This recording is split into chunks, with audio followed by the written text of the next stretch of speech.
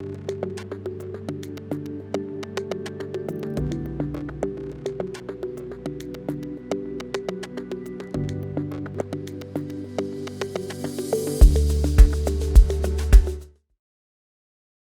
people would like to know what the difference is between high-res and ultra-res and picture photos when it comes to plants.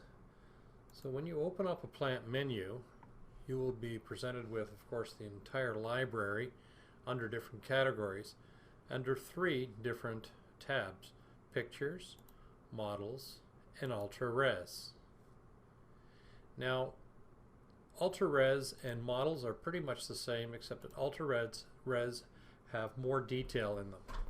Both models and ultra-res will move in kind of with the wind.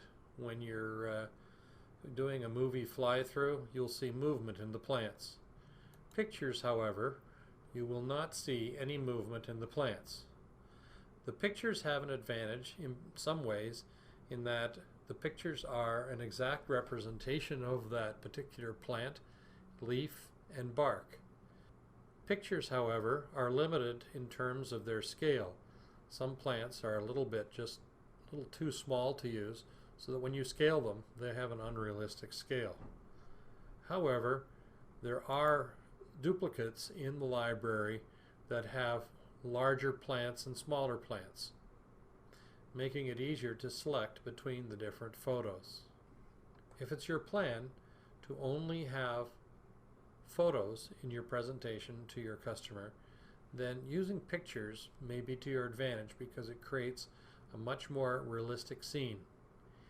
If you're doing a video fly-through for your customer, I would recommend that you use models or ultra-res models in your plan so that the plants have some lifelike movement to them.